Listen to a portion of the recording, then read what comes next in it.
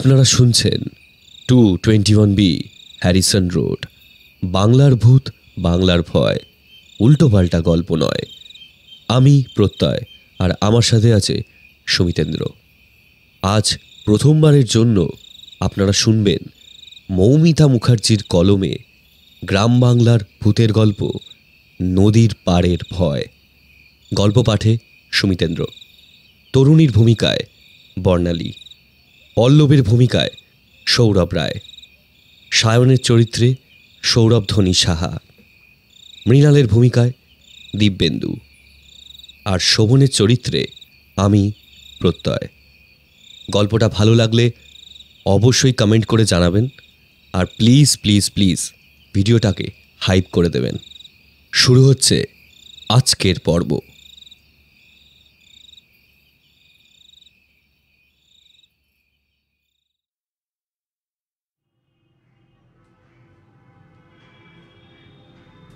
পল্লবের আপত্তিটা ঠিক খোলা মনে মেনে নিতে পারল না বাকি তিনজন। মৃণাল গম্ভীর গলাতে বলে উঠল, তোর সমস্যাটা ঠিক কোথায় একটু খুলে বলতো।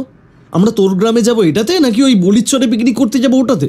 পল্লব ইতস্ততভাবে বলে, দেখ, আমি যদি এখন কথাগুলো বলি তোরা আমাকে নিয়ে খিল্লি করবি।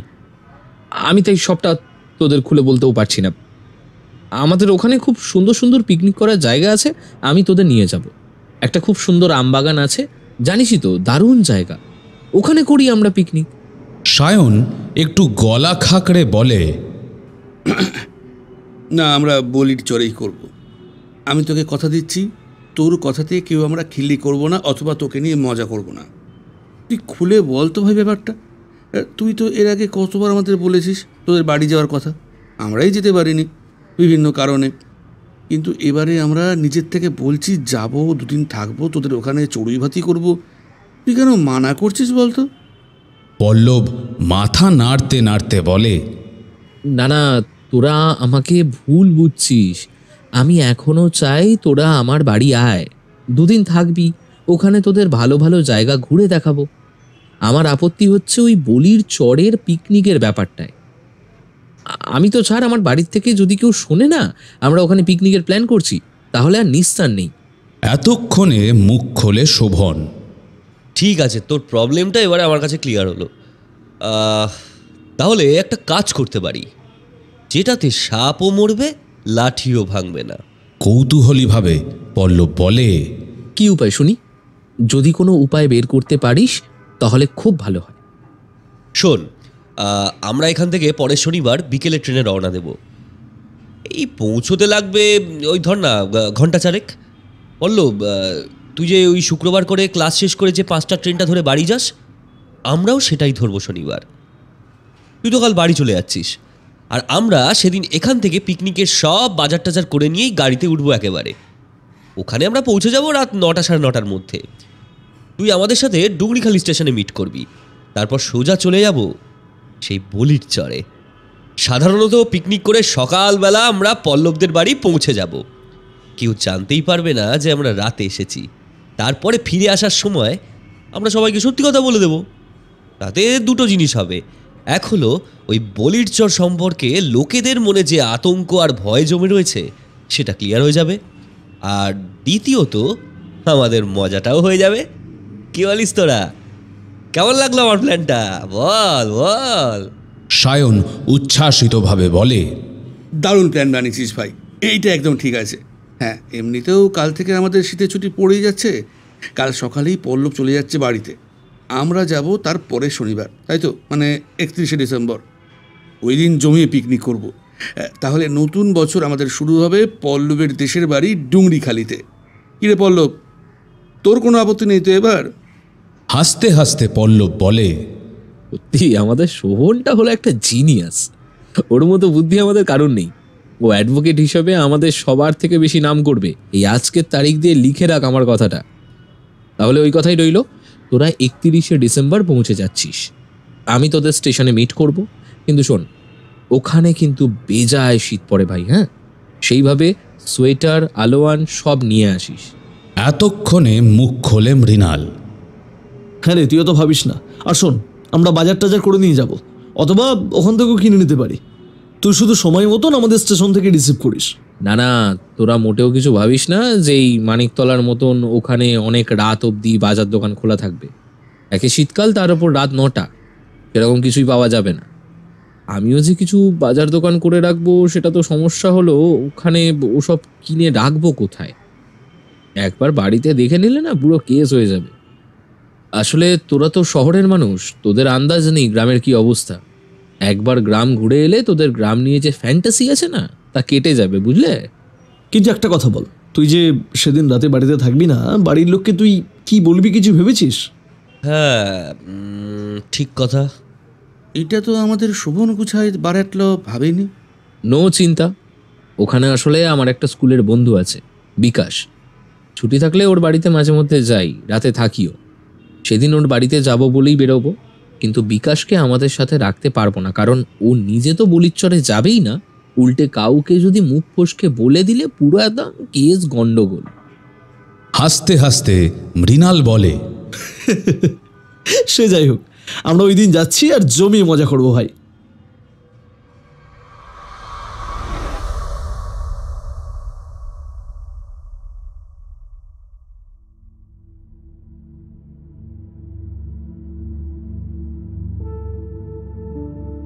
সায়ন, পল্লব, মৃণাল আর শোভন চারজনে কলকাতায় ওকালতি নিয়ে পড়াশোনা করে। চারজনের মধ্যে অটুট বন্ধুত্ব দেখে অনেকেই ঈর্ষা করে। আসলে ওদের চারজনের এই কলেজেই আলাপ, আর সেখান থেকেই বন্ধুত্বের সূত্রপাত। আলাপ খুব বেশি দিনের না হলেও বন্ধুত্বের গভীরতা এতটাই যে মনে হয় ওরা চারজনে ছোটবেলা থেকে একসাথেই বড় হয়ে উঠেছে।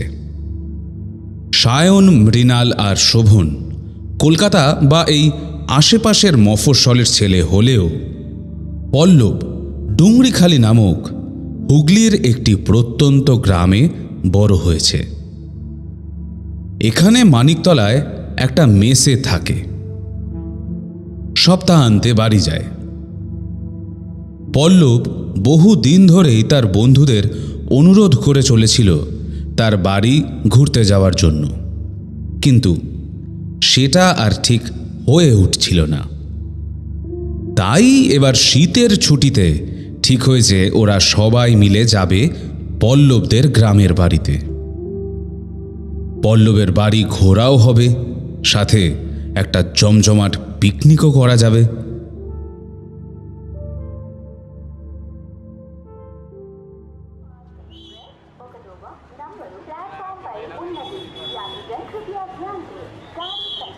নির্ধারিত দিনে ওরা হাওড়া স্টেশন থেকে ট্রেনে চড়ে বসল।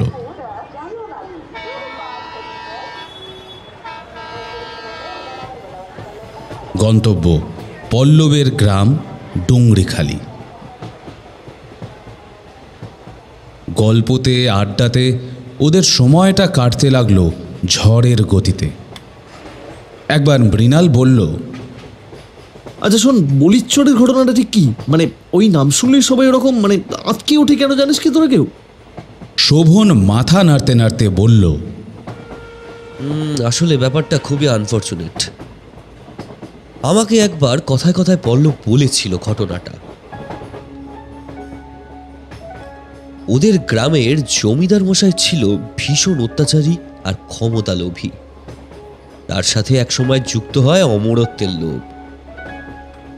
কোনো এক সাধু বাবা নাকি ওনাকে বিধান দিয়েছিল, যদি 10টি অষ্টাদশ বর্ষীয়া মেয়েকে ওদের কুলদেবতার সামনে বলি দেওয়া হয়, তবে জমিদার মশাই অমরত্ব লাভ করবে।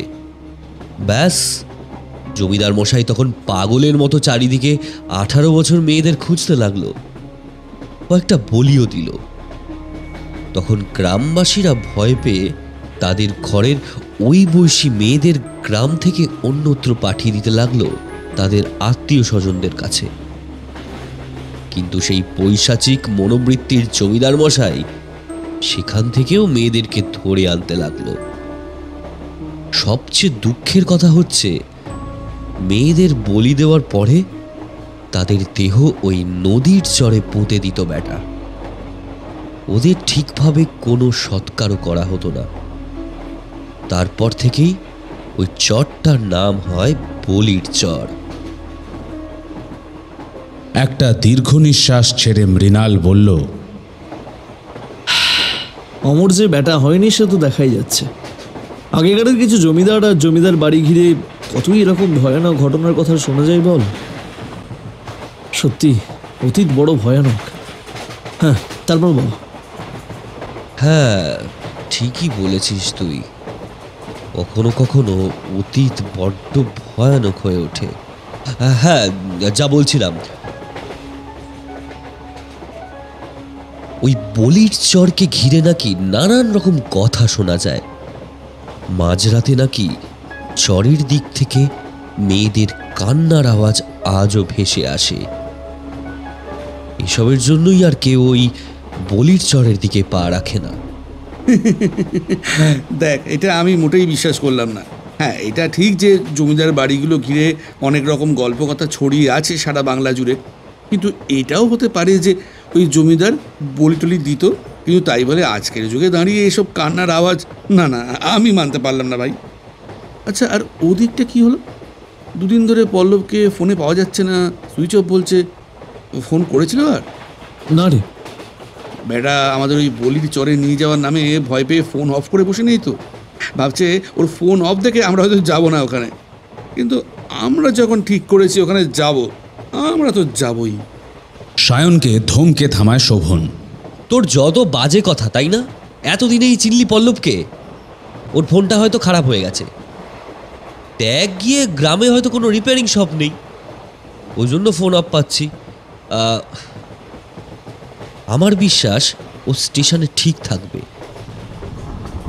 কিন্তু বাইরেটা দেখ একবার, আকাশ লাল হয়ে রয়েছে, একটা ঝড়ের মতো আভাস পাচ্ছি।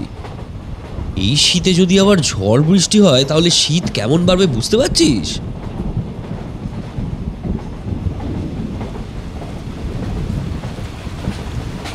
শোভনের মুখের কথা শেষ হতে পারল না, দমকা হাওয়া শুরু হলো বাইরে। আর তার কিছুক্ষণ পরেই নেমে গেল মুষলধারে বৃষ্টি।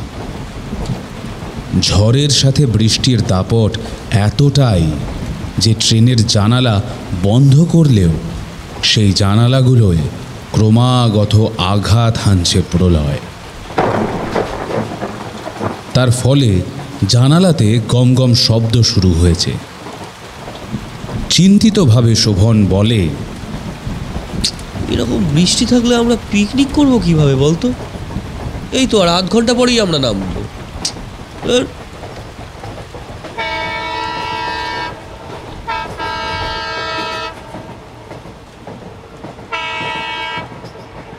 কিন্তু আশ্চর্যজনকভাবে ঠিক ঘণ্টাখানেকের মধ্যেই বৃষ্টির বেগ কমে এলো, আর তা থেমেও গেল। বৃষ্টি থেমে গেলেও হিমেল হাওয়া বইতে লাগল, যা শীতের প্রকোপ বাড়িয়ে দিল 10 গুণ। কামরার জানলাগুলো বন্ধ থাকলেও একটা জানলার একটা দিক পুরো বন্ধ হচ্ছে না। সেই ফাঁক দিয়ে কনকনে হিমেল বাতাস ঢুকে ওদের সোয়েটার জ্যাকেট ভেদ করে পাঁজরে গিয়ে বিঁধছে। ধীর গতিতে যখন ট্রেন এসে ডুংরিখালির নির্জন প্ল্যাটফর্মটা ছুঁল, তখন বেশ রাত হয়েছে। বৃষ্টির জন্য ট্রেন অনেকটা লেট করেই পৌঁছেছে।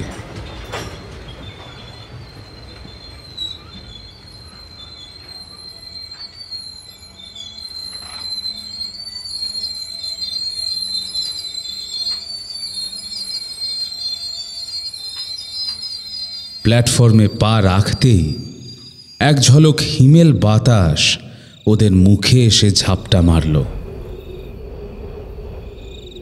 মেঘ কেটে গিয়ে আকাশে লাল থালার মতো পূর্ণিমার চাঁদ উঠেছে। জ্যোৎস্নার আলোতে ভাসিয়ে দিচ্ছে প্ল্যাটফর্ম চত্বর। কিন্তু আশেপাশে কোথাও কোনো ইলেকট্রিক লাইটের উপস্থিতি নেই। বেশ চিন্তিতভাবে মৃণাল বলল, এ কি রে, এ তো এখানে ইলেকট্রিসিটি নেই মনে হচ্ছে। আর পল্লব কোথায়? ওর তো নিতে আসবার কথা আমাদের। শোভন তাকে আশ্বস্ত করে বলল, আরে গ্রামের দিকে ঝড় বৃষ্টি হলে এরকম লোডশেডিং হয়। চল আমরা প্ল্যাটফর্ম থেকে বেরোই, রাস্তায় যাই, পল্লব ঠিক এসে যাবে। ওদের চোখে নতুন ধরা দেওয়া এই গ্রামের নিঝুম পরিবেশ দেখতে দেখতে প্ল্যাটফর্ম থেকে রাস্তায় বেরিয়ে এলো ওরা। কিন্তু স্টেশনের আশেপাশের সব দোকানপাট ইতিমধ্যেই বন্ধ হয়ে গিয়েছে। একজন মানুষেরও অস্তিত্ব নেই কোথাও। আলোর উৎস বলতে একমাত্র আকাশের চাঁদ। পল্লবের ফোন এখনও বন্ধ। ওরা কি করবে ঠিক করে উঠতে পারছে না। ঠিক এমনই সময় পেছন থেকে ভেসে আসে সেই পরিচিত কণ্ঠস্বর। কিরে, তিনজন চমকে পেছনে ফেরে। আমাকে না দেখে বেজায় ভয় পেয়ে গেছিলি বল? ভাবলি আমি বুঝি আর এলাম না? হ্যাঁ, মনে মনে ঘাবড়ে গেলেও পল্লবকে বুঝতে না দিয়ে নিজেকে খানিক সামলে নিয়ে সায়ন বলল, আমরা মোটেই তা ভাবিনি। তুই দেরি করলি কেন বলতো? আর তোদের ওখানে কি কারফিউ চলছে নাকি রে? হ্যাঁ, একটা লোকজন নেই রাস্তায়, এমনকি ইলেকট্রিসিটিও নেই। তোদেরকে তো বলেছিলাম গ্রাম নিয়ে যে ফ্যান্টাসি তোদের আছে, এখানে দুদিন থাকলে তা কেটে যাবে। এখানে ঝড় বৃষ্টি হলে ইলেকট্রিসিটি থাকে না। আর এই শীতের রাত, তারপরে ঝড় বৃষ্টি হয়েছে, লোকজন কোথায় পাবি? আমি এসেছি অনেকক্ষণ, ইচ্ছে করেই দেরি করে তোদের সামনে আসলাম। দেখছিলাম তোরা কি করিস। অনেক ভাট বকেছিস। হাতের থেকে জিনিসপত্রগুলো নিবি নাকি আমরাই বইব? সাইকেল আনলিলেন কেন? জিনিসগুলো সাইকেলে চাপিয়ে নিয়ে যাওয়া যেত। ভ্যান অথবা রিক্সা কিছু তো পাওয়া যাবে না মনে হচ্ছে। অতএব হাঁটতেই হবে। কথাগুলো বলে মৃণাল হাতের জিনিসের কিছু পল্লবের হাতে দেয়। পল্লব আগে হাঁটতে হাঁটতে ওদের পথ দেখায়। এখান থেকে বলির চর কত দূরে? আমি জানতাম তোরা চিন্তা করবি। আসলে আমার ফোনটা পড়ে গিয়ে ভেঙে গেছে রে। কলকাতায় যাওয়ার পর থেকে সাইকেলটাও তো তেমন একটা চালানো হয় না, তাই সেটাও খারাপ হয়ে পড়ে রয়েছে, তাই আনতে পারলাম না। এখান থেকে বলিরচর বেশি দূরে নয়, ওই কিলোমিটার 3 হবে। শীতের মধ্যে হেঁটে যেতে খারাপ লাগবে না। আজ আবার পূর্ণিমা, আকাশের চাঁদটা কি অপূর্ব লাগছে। ভালোই হয়েছে কারেন্ট নেই, রাস্তার বাতিগুলো জ্বলছে না। গ্রামের এক ভিন্ন রূপ দেখতে পাবি এই মায়াবী জ্যোৎস্নার রাতে। আর যেটা উপরি পাওনা সেটা হলো এই পূর্ণিমাতে বলিরচর আলাদাই লাগে ভাই, দেখবি কি ভালো লাগবে। ওরা গল্প করতে করতে হাঁটতে লাগলো চরের উদ্দেশ্যে। পল্লবের কথাই ঠিক।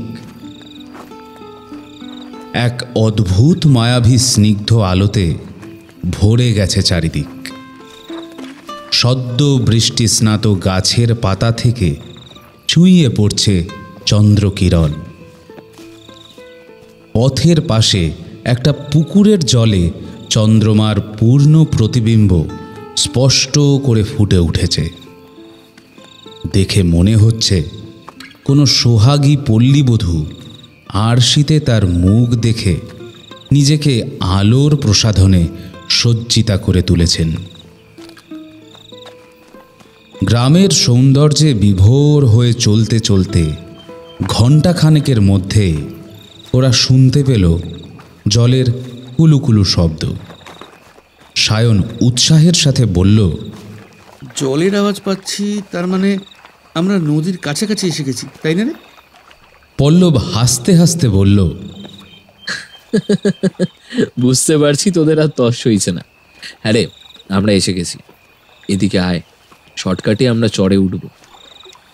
পল্লবের পেছন পেছন ওরা যে জায়গায় গিয়ে পৌঁছল, এই সৌন্দর্য দেখার আশা নিয়ে ওরা এখানে মোটেই আসেনি। জ্যোৎস্নার আলোয় ভেসে যাচ্ছে চারিদিক। চাঁদের আলো পড়ে চরের বালিগুলো রূপোর কুচির মতো চিকচিক করছে। চরের ওপাশ দিয়ে রূপলি স্রোতে বয়ে চলেছে নদীর ধারা। জ্যোৎস্নার স্নিগ্ধ আলো, নদীর বুক থেকে ভেসে আসা হিমেল হাওয়ার পরশ আর কুলকুল শব্দ, সব মিলিয়ে আজ এক নৈসর্গিক সৌন্দর্যে ভেসে গেল ওরা। বাবুরা বুঝি চড়ুই ভাতি করতে এসেছিস? ওরা চমকে পিছনে ফিরে দেখল এক বছর 18 তরুণী দাঁড়িয়ে আছে। হাঁটুর ওপরে গোছ করে শাড়ি পরা, কোমর অবধি এক ঢাল চুল হাওয়াতে এলোমেলো হয়ে যাচ্ছে।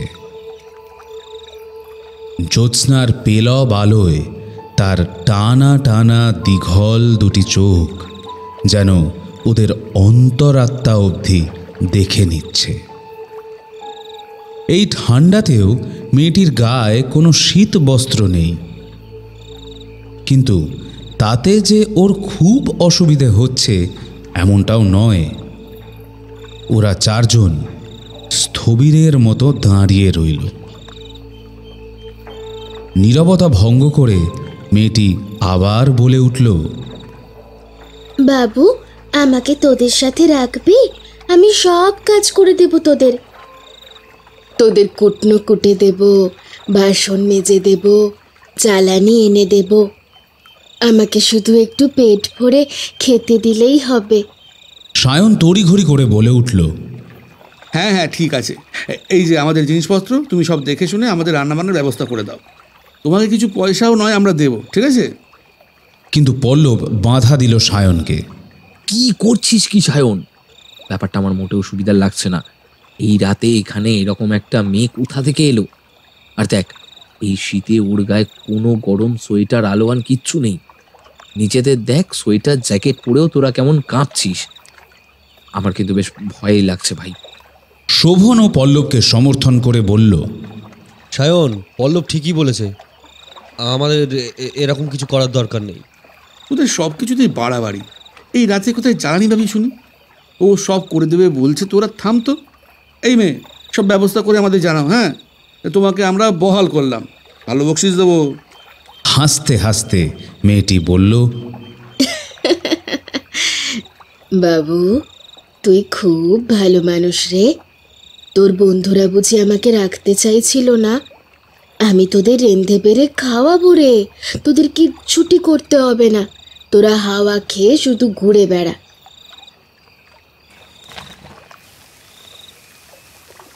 দেখতে দেখতে মেয়েটি চোখের নিমেষে সব আয়োজন করে ফেলল। এমনকি জ্বালানি জোগাড় করে উনুনও জ্বালিয়ে ওদের আনা মুরগির মাংস চড়িয়ে দিল। ওদের কোনো কাজেই হাত লাগাতে হলো না। একলা হাতে দশভুজার মতন সবটা সামলে নিল মেয়েটি।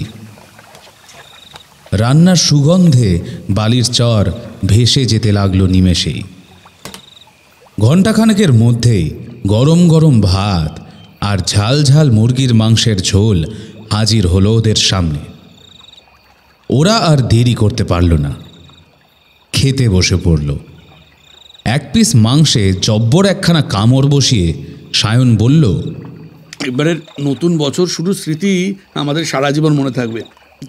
কি বলিস তোরা? এই মেয়ে, দেখো এতক্ষণ আছো, তোমার নামটাই তো জানা হলো না।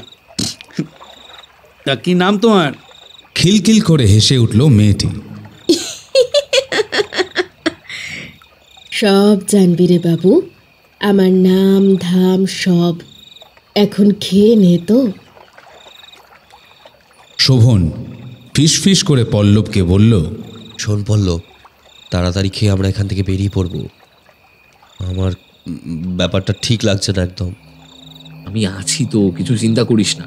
তোদের কোনো বিপদ আমি হতে দেব না। যা হচ্ছে হতে দে। না না, সেটা নয়। মেয়েটার ভাবগতি কেমন যেন সন্দেহজনক। কেমন হাওয়াতে ভেসে ভেসে কাজ করছে দেখ। মানুষ হলে কি এমন করে? এটুকু বলেই কথা জড়িয়ে আসে শোভনের। ঝাপসা হয়ে আসে চোখের দৃষ্টি। মুখের কথা মুখেই রয়ে যায়। দেখতে দেখতে বালির চরে ঢলে পড়ে 3 জন তরুণ। শুধু বালিতে পড়ে যাওয়ার আগে ঝাপসা দৃষ্টিতে তারা দেখে তাদের ঘিরে রয়েছে 3-4 জন আপাদ মস্তক র্যাপার মুড়ি দেওয়া মূর্তি।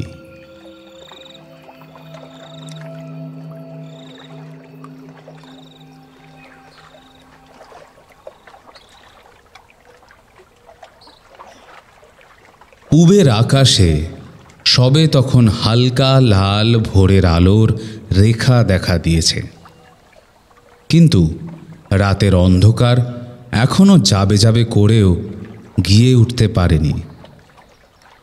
বেশ আবছায়া একটা পরিবেশ। পল্লবের ডাকে 3 জনের চোখ খোলে। মাথাটা অসম্ভব ভারী হয়ে আছে ওদের। মনে হচ্ছে পল্লবের কথাটাও বহু দূর থেকে ভেসে আসছে যেন। তোরা উঠে পড়, এখানে আর এক মুহূর্ত থাকিস না, সোজা স্টেশনে চলে যা। ফার্স্ট ট্রেনের সময় হয়নি এখনো, তোরা গেলেই পেয়ে যাবি। তারপর সোজা কলকাতায় ফিরে যাবি। কাল রাতে তোদের এখানে আসবার খবর কেউ জানে না আর জানবেও না। আর কখনো ডুংরিখালিতে আসবি না। যা, ওঠ ওঠ, পালা এখান থেকে। 3 জনে আর কিচ্ছু চিন্তা করার অবকাশ পায় না। মাথা ভার হয়ে রয়েছে, চোখের দৃষ্টি তখনও ঝাপসা। টলমল পায় ওরা স্টেশনের উদ্দেশ্যে কোনো মতে রওনা দেয়।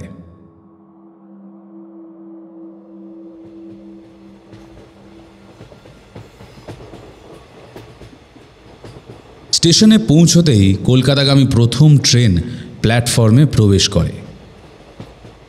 হাওড়াগামী প্রথম গাড়ি। প্ল্যাটফর্মে ওরা ছাড়া আর তেমন কেউ নেই। ট্রেনে উঠে ওদের মধ্যে সবার প্রথমে মুখ খোলে শোভন। জড়ানো কণ্ঠে বলে, কি হলো ব্যাপারটা বুঝতে পারছি না কিছুই। পল্লব কোথায় গেল বলতো? ওকে এভাবে একলা ফেলে রেখে যাওয়াটা মনে হয় ঠিক হচ্ছে না রে। আর অজ্ঞান হওয়ার আগে কতগুলো মানুষের মুখও দেখেছিলাম মনে হচ্ছে। আসার সময় তাদেরও তো আশেপাশে দেখলাম না। মৃণাল 2 হাতে নিজের মাথাটা চেপে ধরে বলে, কি খাইয়েছে বলতো? মাথাটা অসহ্য রকমের ভার হয়ে রয়েছে। চোখের সামনে সবকিছু কেমন যেন ঘোলাটে লাগছে। আমার তো পুরো ব্যাপারটাই ঘোলাটে লাগছে। পল্লব যে কি করছে, ও কিছুতে ফেসে যাবে না তো? সায়ন বিরক্তি নিয়ে বলে, আরে ও লোকাল ছেলে ঠিক ব্যাপারটা সামলে নেবে। বরং আমরা এখানে থাকলে ওর বিপদ হতো। আমার খুব ঘুম পাচ্ছে রে। এই আমি একটু ঘুমোলাম। হ্যাঁ, ছুটে চলা সবচে দিগন্ত রেখার আড়াল থেকে সবে তখন সূর্যটা উঁকি মারছে। বাকি 2 জনও সিটের মধ্যে নিজেদের শরীর এলিয়ে দেয়।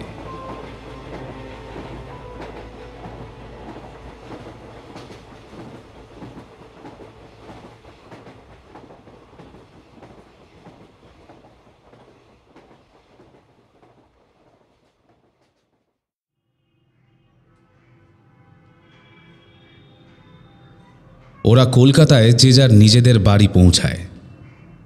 গোটা দিনটা ঘোরের মধ্যে কাটে ওদের। পরদিন সকালে বাবার ডাকে ঘুম ভাঙে শোভনের। আরে বাবু, দেখ কি বেরিয়েছে খবরের কাগজে। বাবার হাত থেকে ছিনিয়ে নেয় শোভন খবরের কাগজটা।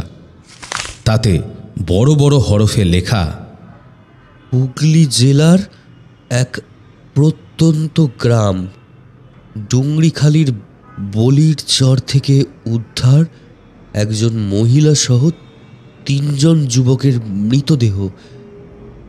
অনেক দিন ধরেই এই দলটি বলির চর সহ অন্যান্য সংলগ্ন জায়গায় ছিনতাই ও লুটতরাজ চালাচ্ছিল, কিন্তু তাদের মৃত্যু কিভাবে ঘটেছে ময়না তদন্তের আগে সেই ব্যাপারে মুখ খুলতে নারাজ কর্তৃপক্ষ।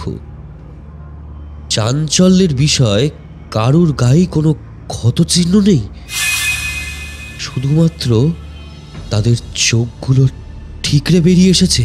বাবা গো, দেখে মনে হচ্ছে কিছু দেখে ভয়ানক ভয় পেয়েই তাদের হৃদযন্ত্র বিকল হয়ে পড়েছে। স্থানীয় বাসিন্দাদের জেরা করেও কোনো তথ্য সামনে আসেনি। তাদের কাউকেই সেদিন রাতে বলির চরে যেতে অথবা ওখান থেকে আসতে দেখেনি বলে জানিয়েছে।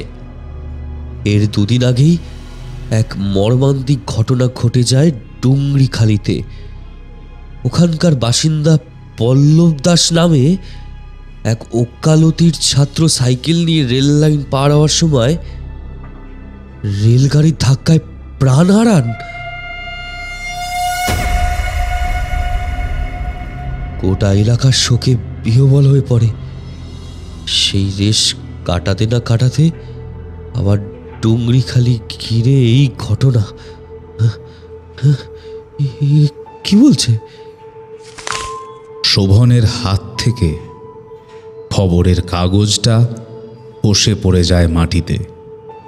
আরে এই শোভন, তার বাবা কি যেন জিজ্ঞাসা করছেন তাকে, উত্তর দে।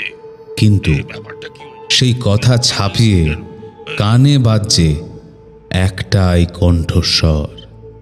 আর কখনো ডুংরি খালিতে আসবি না। যা ওঠ, ওঠ, পালা এখান থেকে।